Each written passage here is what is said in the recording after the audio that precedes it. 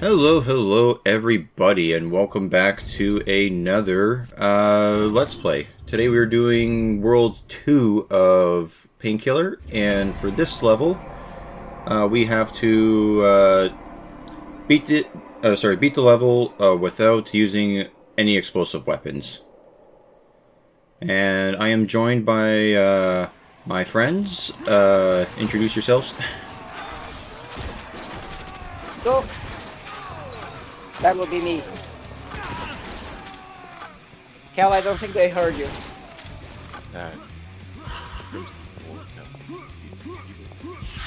Cal, you're really quiet.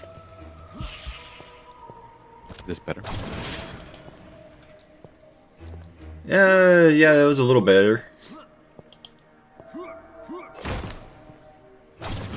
Anyway, technical difficulties aside, we just ran into our first enemy of this level, which is the biker. And there's two variants of him, and the one that we just fought was the minigun version, where I would argue they're the more annoying ones, because even though they have a charge up for their attack, it's hit scan, so it basically always hits if it once they start shooting.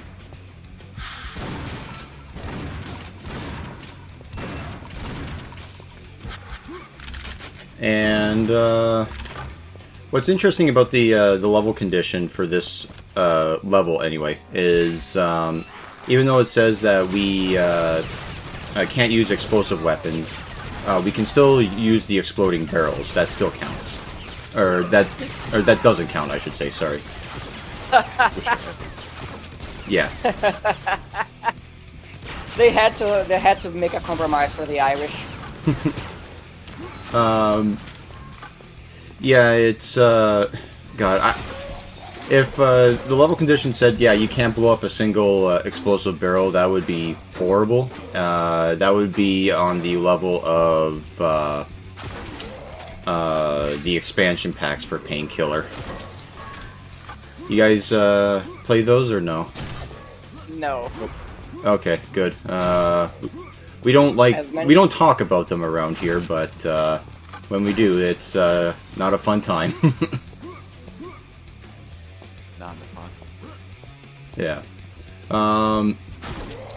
Like, to give an idea, the first one they released was Battle Out of Hell, which was running with, not running with scissors.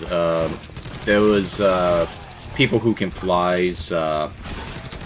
Basically, all the levels and weapons and monsters and stuff that they had that they sort of left on the cutting room floor that they just sort of cobbled together. Wait. People who can fly, is that like the developer? Yes. That's quite a mouthful for a studio name. It is. And unfortunately, the logo is just a guy who looks like he's doing an ice skating thing, and he isn't actually flying.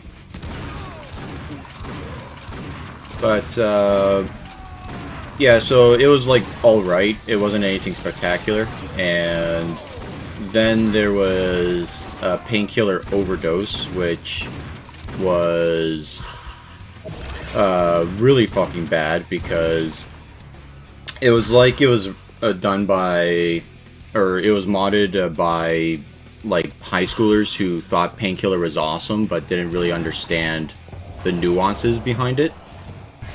So, like, enemies would just spawn on top of you. The level conditions would be something as ridiculous as you can't use any explosives whatsoever, and then they basically have you go through, like, hallways of, like, explosive barrels. And does it differentiate if the enemies hit the barrels too? Can the enemies hit the barrels and explode them, or is it player exclusive? I think it's player exclusive unless the enemy has some type of explosive attack, I think. I'm not 100% sure, to be honest, but I wouldn't be surprised if the enemies could explode items or barrels. But I would assume it has to be like a projectile way, similar to how you do it. It would be particularly bad if like you couldn't use any explosives. The level was loaded with them, and it counted if the enemies explode them Yeah. by accident. Like that would be one bad decision after the other. Yeah, like, and what else? Oh yeah, the main character, they actually tried to give him more of a Duke Nukem personality while taking the storyline as seriously as possible, which was, no, it does not even come close to working. It is self-parody without reason. Yeah, and the other thing is, the main character was a half, like, no joke, was a half angel, half demon. And a lot of the weapons were just sort of stupid and ridiculous. Like, it was like so many bad decisions just piled up on top of each other. It was baffling to think anyone thought that was good. And that's considered to be the best expansion out of the other 4 that were released, because each one somehow subsequently got worse. I love how your description, like the main character, is basically every theater girl's first D&D OC. Yeah, basically. She's a half angel, half demon, and her weapon has the soul of a god inside. And Really special. yeah, and then just to add on to this stupid for overdose, the final boss of that game is literally Sephiroth. Like, I'm dead serious. It's a one-winged angel with a long-ass katana. Oh my god! I'm not even doubting you. I'm just impressed by the copyright infringement. Yeah. Yeah, and like I said, that was the best one out of the other expansions that they released. Because the third one, fuck, I can't even remember what they're called. That's how bad they are and forgettable. The third one, they decided to make Painkiller semi-open world. And how it works is that you basically go around the level trying to find checkpoints to spawn in enemies. And then the problem is that each level takes, like, at minimum a half an hour to beat. So it's just very long and grueling. The fourth one, what they did was that they made it so that it's literally just they spawn in a bunch of monsters into like big empty rooms, and then you just have to spend the whole time just killing them, and it's upwards of like 1,000+ monsters per level, and that's the entire game. And the fifth one was like, basically, it was technically a sequel to the third expansion, where they did sort of a same thing, but they made it a bit more tolerable in that, yeah, the levels were long and somewhat open-ended, but it was still, they made it more linear, so it wasn't like you had to figure out where the fuck to go next.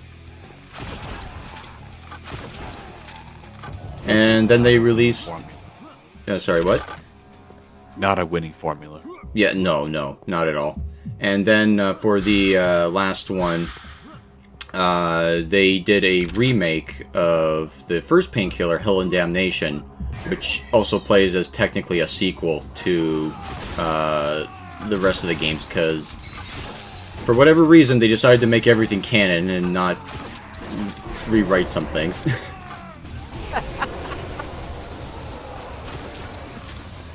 Anyway, we barely talked about this level, so this is the end of it, and there's a little thing here where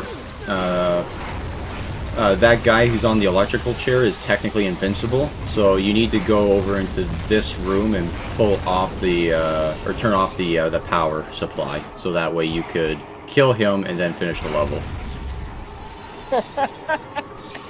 Make his batteries run out. It's like one of those phones that needs to be plugged on the charger constantly. Yeah, basically.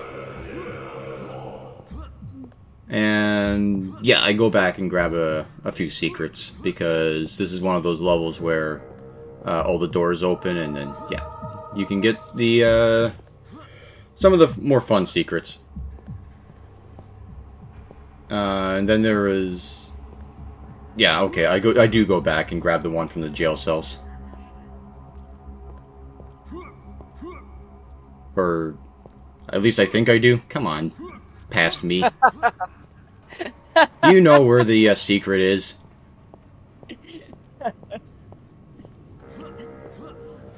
Stupid time travel nonsense. There you go.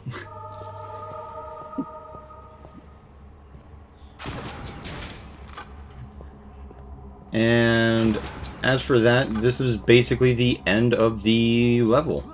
I don't think I ever did find the last secret. Yeah, no, I don't find the last secret. So, anyway. And with that, we've completed the level, and hopefully we got it. Hopefully they didn't make it so it was extra bullshit.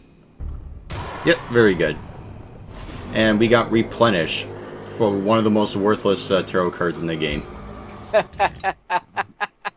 And with that, I will see you all next time. Have a nice night. Bye-bye.